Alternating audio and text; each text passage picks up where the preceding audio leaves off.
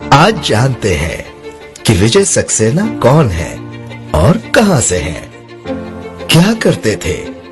जन्म तारीख 30 अगस्त 1975, लेकिन स्कूल से मिली जानकारी के अनुसार 30 अगस्त 1976। जिला फर्रुखाबाद, उत्तर प्रदेश। गांव पूरा भोज। 8 साल की उम्र में खेल कूद में रुचि रखना, जैसे कि कुश्ती, कबड्डी, दौड़ भाग। फौज में जाने का तो बचपन से बड़ा सपना था कि मैं फौज में जाऊंगा। पढ़ाई करता और उसके बाद खेती भी करता। कुश्ती में नंबर 1 था और कबड्डी में 12 साल की उम्र में 20 कुश्ती लड़ चुका था। बचपन से ही कभी हारा नहीं। फिर पढ़ाई में मन नहीं लगता था। एक ही सपना था, फौज में जाने का, और गरीबी की वजह से वो पढ़ नहीं पाया। और 8वीं कक्षा से ही उसने एनसीसी में हिस्सा ले लिया था, जिससे आर्मी में जाने का रास्ता आसान हो जाए और सीख भी मिल जाए। एनसीसी से फिर मजदूरी करने लगा और पढ़ाई छूट गई और सन 1987 में गांव छोड़कर शहर चला गया। पहली बार गांव से शहर यानी मध्य प्रदेश के ग्वालियर शहर में चला गया। लेकिन तब तक तो जिले का नाम भी बदल चुका था, यानी फर्रुखाबाद से कन्नौज हो गया था। और एक बात की जानकारी दे दें कि इस लड़के का नाम गिरजा शंकर था। विजय कैसे बन गया, आइए जानते हैं। उन दिनों की बात है जब अपने गांव में ये लड़का खेती करता था और उसका बड़ा भाई रघुवीर सिंह। वहां से एक सांप निकला और गिरजा शंकर उसके साथ खेलने लगा। तभी बड़ी बहन को पता चला तो आकर एक थप्पड़ मार दिया। गुस्से में आकर वो भाग गया। माता पिता, भाई बहन सब लोग परेशान हो गए थे। रात भर गिरजा शंकर घर नहीं लौटा था। उसी रात गांव का एक ट्रक बॉम्बे की तरफ रवाना हो रहा था। वो उसी ट्रक में बैठकर ग्वालियर तक गया। उसके पास कुल मिलाकर 27 रुपए ही थे, क्योंकि ट्रक ड्राइवर ने उसे ग्वालियर में ही उतार दिया था। लेकिन उस समय वो ग्वालियर आकर भी रुका नहीं।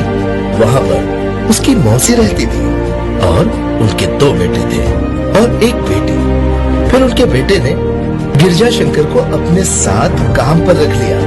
ऑयल की कंपनी में रात दिन काम करता था। 30 रुपए भी मिलते थे। लेकिन गिरजा शंकर कहाँ मानने वाला। उसने सोचा कि थोड़ी सी मेहनत और कर दी जाए ताकि ज्यादा पैसे मिलने लगे। गिरजा शंकर अपने साहस और मेहनत की बदौलत हर जगह काम ढूंढने लगा, लेकिन काम नहीं मिला।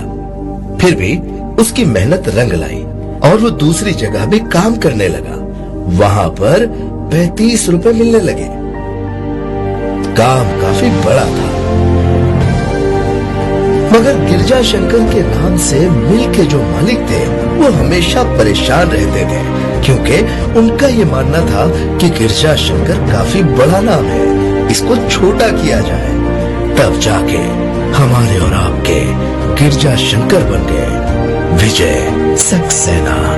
तो यही वो तेल मिल है जिसकी वजह से, या यूं कहें कि इसके मालिक की वजह से 1988 में गिरजा शंकर विजय सक्सेना के नाम से जाने जाने लगे। विजय एक घर भी ले लेता है अलग से और माता पिता को अपने साथ अपने पास ही रख लेता है। विजय नौकरी छोड़ भी देता है और कुछ बड़ा करना चाहता है। फिर वो एक बहुत बड़ी सब्जी मंडी जो ग्वालियर में थी वहां चला जाता है। विजय सब्जी मंडी में एक आदमी से बात करने लगता है और कहता है, मुझे आप अपने दुकान पर काम दोगे क्या? आदमी कहता है, काम कर लोगे? विजय कहता है, हाँ बिल्कुल बिल्कुल काम करूंगा। सन 1979 में रोज 50 रुपए कमाने लगता है। दरअसल विजय सक्सेना फलों से लदी गाड़ियों को लोड और अनलोड करता है। रोज 100 रुपए तक कमाने लग जाता है। विजय की आक्रामक सोच ही विजय को विजय बनाती है। उसने सोचा क्यों न कारोबार को विस्तार दिया जाए। उसने अपने पिताजी को एक सब्जी का ठेला लगवाकर दे दिया ताकि पिताजी भी कुछ न कुछ रुपए कमाते रहें। विजय की एक खास आदत है जो उसकी पहचान भी है। उसे फिट रहने और फिट दिखने का बहुत शौक रहा, इसीलिए वो रात में काम करता और सो जाता और सुबह सुबह उठकर अपने जिम में चला जाता और बहुत मेहनत करके वर्कआउट करता। मेहनत और मशक्कत करने में कोई दिक्कत ना हो। वैसे आपको बता दें, पिताजी और बड़ा भाई दोनों भी पैसे कमाने लगे। तब जाकर विजय ने कराटे क्लास भी ज्वाइन कर लिया, यानी कि जिम के साथ साथ कराटे भी सीख लिया। मजे की बात तो ये है कि जिम में उसका एक दोस्त बन गया। वो बोला, जो काम तुम यहाँ करते हो वो बम्बई में जाकर करो, ज्यादा रुपया मिलेगा। विजय के दिमाग में आग बढ़ जाती है और रात में वो सोचने लगता है और अपने दोस्त से मिलता है। एक दिन माता पिता और भाई से बात करने लगता है और कहता है, माँ मुझे बम्बई जाना है। ये बात सुनकर माता पिता डर जाते हैं। वो कहते हैं नहीं, माँ कहती है नहीं, बाबूजी भी कहते हैं नहीं, कोई तुम्हारा नहीं है और उस अजनबी शहर में जाकर तुम वहाँ करोगे क्या। विजय कहता है, माँ जब मैं अपने गांव से ग्वालियर अकेला जा सकता हूँ और ग्वालियर से अपने गांव अकेला लौट सकता हूँ तो मुझे बम्बई अकेले जाने में कोई परेशानी नहीं है माँ। ये सब देखकर पिताजी हौसला बुलंद करते हुए कहते हैं, बेटा तू जहां जाना चाहता है जा, मेरा आशीर्वाद तेरे साथ है। तब राजी और खुशी के साथ उस लड़के के साथ वो मुंबई यानी बम्बई आ जाता है। माता पिता भी गांव चले जाते हैं। बड़े भाई की शादी कर दी जाती है और ये यानी कि विजय सक्सेना बम्बई की तरफ रुख कर लेता है। अब विजय ने काम छोड़ दिया जहां वो रहता था, यानी कि चाय वाले के साथ। आपको यहाँ पे एक चीज जरूर बता दूं कि मैं बाइकला मंडी में क्यों गया, क्योंकि जिस चाय वाले के साथ मैं रहा करता था दरअसल वो पॉकेट मार था और एक दिन वो पकड़ा गया, जिसके कारण यानी कि डर के मारे मैं बाइकला आ गया और यहाँ से फिर शुरू किया। विजय ने अब दूसरी जगह नौकरी करने का फैसला किया जहाँ कार का पाइप बनाया जाता था और फैक्ट्री में महीने भर काम किया करता था। वहाँ भी काम छोड़ दिया और फिर फल की मंडी में दोबारा काम करने लगा। एक दिन एक व्यक्ति इनकी दुकान पर फल लेने आया। विजय ने उससे पूछा, तुम ये फल कहाँ ले जाकर बेचते हो? उस व्यक्ति ने कहा, फिल्म सिटी में। तब विजय सोचने लगा और उससे पूछा, ये फिल्म सिटी कहाँ है? उस व्यक्ति ने कहा, फिल्म सिटी गोरेगांव में है, जहाँ पर बड़े बड़े फिल्म स्टार्स की शूटिंग हुआ करती है। अब यहाँ पर विजय सक्सेना की खुशी का ठिकाना नहीं था। क्या मैं तुम्हारे साथ फिल्म सिटी आ सकता हूँ? तब उस व्यक्ति ने कहा, बिल्कुल आ सकते हो, क्यों नहीं आ सकते, लेकिन मैं तुम्हें अंदर मिलूंगा। विजय ने कहा, बिल्कुल मैं आ जाऊंगा। फिर सन 1992 में एक दिन विजय सक्सेना फिल्म सिटी में चला गया और पहली बार उसने शूटिंग देखी। इतना खुश हुआ कि शायद उसकी जिंदगी में इसी दिन का इंतजार था।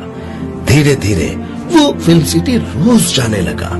काम खत्म होने के बाद एक दिन एक सीरियल यानी कि चंद्रकांता की शूटिंग चल रही थी और जब ये विजय सक्सेना वहां खड़ा था तब वहां पर पता चला कि चंद्रकांता सीरियल में एक लड़के की जरूरत है और वो जरूरत विजय सक्सेना पर आके खत्म होती है।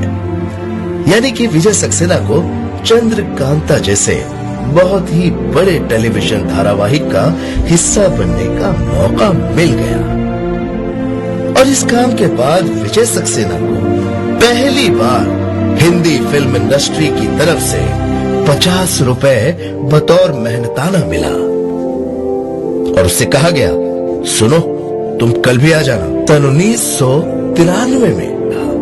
लेकिन कुछ किस्सों के बाद वो सपना टूट जाता है। उन्होंने एक फिल्म चालू की जिस फिल्म का नाम है मेरा गांव मेरा देश, यानी कि भोजपुरी फिल्म। यह फिल्म करने के बाद विजय सक्सेना लंदन चले गए। लेकिन आपको बता दें कि जो भोजपुरी फिल्म रही यानी मेरा गांव मेरा देश, इसमें भी कोई छोटे मोटे एक्टर्स नहीं थे। टीनू वर्मा जैसे बड़े स्टार और अपने दौर के बहुत ही बड़े फाइट मास्टर। यानी कि आपने वो फिल्म देखी होगी मेला, जिसमें टीनू वर्मा ने गुज्जर का रोल किया, जो हमेशा याद रखा जाता है, और गाना भी बड़ा फेमस हुआ था। उसके बाद विजय लंदन से जब भारत वापस आए, उन्होंने एक फिल्म शुरू की जिसमें वो खुद ही प्रोड्यूसर रहे और खुद ही डायरेक्टर भी रहे। एक कमाल की बात आपको बताएंगे जिसको सुन के आपको बड़ी खुशी होगी। विजय सक्सेना ने अपने करियर में जितनी भी फिल्में बनाई, वो तमाम फिल्में आर्मी बेस्ड रही। यानी वो अपनी फिल्मों के जरिए ये दर्शाते हैं कि वो कितने बड़े देशभक्त हैं। उनकी फिल्मों को देखने के बाद भी आपको ये महसूस होगा कि वाकई में विजय सक्सेना एक सच्चे और पक्के देशभक्त हैं। उन्होंने फिल्में बनाई डॉन के बाद कौन, जहां पर एक तरफ शाहरुख खान की फिल्म लगी है, वहीं पे दूसरी तरफ डॉन के बाद कौन लगी है। और सेम इत्तेफाक होता है उनकी आखिरी जो फिल्म रिलीज हुई जिसका नाम है टारगेट इंडिया। यानी एक तरफ शाहरुख खान की फिल्म जवान चल रही है और दूसरी तरफ वहीं पीवीआर में मल्टीप्लेक्सेस में हमारे विजय सक्सेना जी की टारगेट इंडिया भी चल रही है। उसके अलावा हॉलीवुड में भी जाकर इन्होंने काम किया, London night, London killer, RDF और न जाने कितनी फिल्में इन्होंने कर डाली। अपने 3 दशकों के मेहनत से भरपूर करियर में इन्होंने न जाने कितनी फिल्में बनाई और दर्शकों तक पहुंचाई। यानी कि अपने 3 दशकों के करियर में इन्होंने सिंगल स्क्रीन से लेकर मल्टीप्लेक्सेस तक का भी सफर तय कर लिया है और डॉल्बी से लेकर डिजिटल तक का दौर देख लिया है और न जाने आगे कहां तक ही जाएंगे। बस इतना कहेंगे, जो लोग इस वक्त इस बायोग्राफी को सुन रहे हैं, देख रहे हैं, ये बायोग्राफी यानी विजय सक्सेना की आत्मकथा आपके लिए प्रेरणा का स्रोत है। इसे आप अकेले न सुनिए, दे दिमाग से इसे आप अकेले न देखें, अपने दोस्तों, रिश्तेदारों, अपने चाहने वालों को भी ये प्रेरणात्मक कहानी जरूर सुनाएं। जय हिंद, जय भारत।